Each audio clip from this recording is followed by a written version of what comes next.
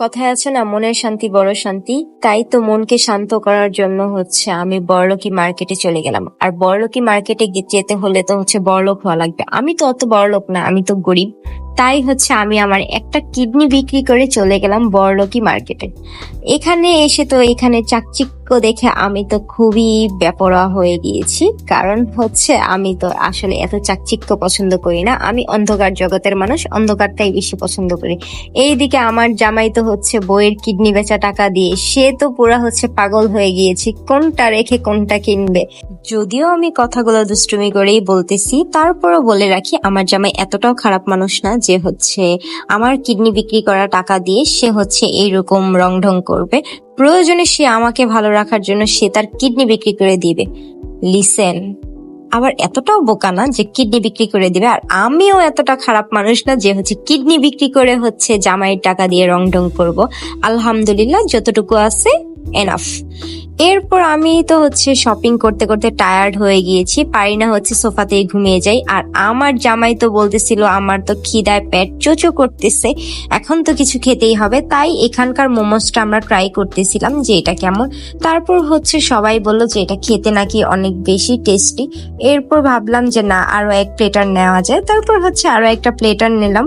এরপর এখান থেকে আমার বোন তো টুকিটাকি কিছু জিনিস কিনতেছে, কারণ ও যেখানেই যায় এরকম ছোট ছোট কিছু বিষয় বা কোনো জিনিস ও একদমই নোটিস করবে আর এটা কিনবে। তারপর এই তো আমি কিডনি বিক্রি করার টাকা দিয়ে ভাবলাম অনেক তো জামাইকে কিনে দিলাম, এখন আমি নিজে একটু কিছু গোল্ড কিনি। এরপর ওই গোল্ডের দোকান থেকে বের হয়ে সোজা আমরা আমাদের এলাকায় চলে এসেছি। এসেই সুন্দর একটা রুফটপে বসে পড়েছি কিডনি বিক্রি করা টাকা দিয়ে কিছু খাবো বলে।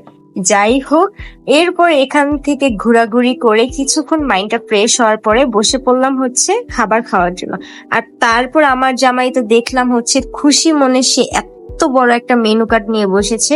আসলে সে কি খাবে সেটাই ভেবে পাচ্ছে না। অর্ডারটা কনফার্ম করে আমি আর আমার জামাই মিলে এখানে কিছু মিরর পিক তুলে নিলাম, সেই সাথে রিলস আপলোডের জন্য একটা ভিডিও করে নিলাম। তারপর দেখলাম যে খাবার চলে এসেছে। আর আমার তো ফ্রাইড রাইস অনেক বেশি পছন্দ, সেই সাথে আমাদের সবার। আর আমার জামাই যেইভাবে ওয়েটারকে ডাকতেছিল ইশারা করে, এইভাবে যদি আমাকে শুধু একটা ইশারা দিয়ে ডাকতো তাহলে হয়তো আমি 7 সাগর 13 নদী পার হয়ে হয়তো সাঁতরে সাঁতরে চলে আসতাম। যাই হোক, অনেক তো দুষ্টুমি ফাইজলামি করলাম। আসলে কেউ কোনো বিষয়ই সিরিয়াস নিবেন না, বিশেষ করে আমার কিডনি বিক্রি করার বিষয়টা। আসলে এটা আমি পুরোটাই ফান করে বলেছি। আলহামদুলিল্লাহ, আল্লাহর কাছে লাখ লাখ শুকরিয়া আমার জীবনে এইরকম একটা মানুষ উপহার দেওয়ার জন্য। এই মানুষটা কোনোদিন আমার কোনো কিছু কমতি রাখিনি। আমার বাবার পরে একমাত্রই ভরসার স্থান এই মানুষটি। আমার জীবনে কোনো কিছুর কমতি রাখেনি বা হতেও দেয়নি। যাই হোক, আজকের ভিডিওটি এই পর্যন্তই। সবাই ভালো থাকবেন, সুস্থ থাকবেন। আল্লাহ হাফেজ।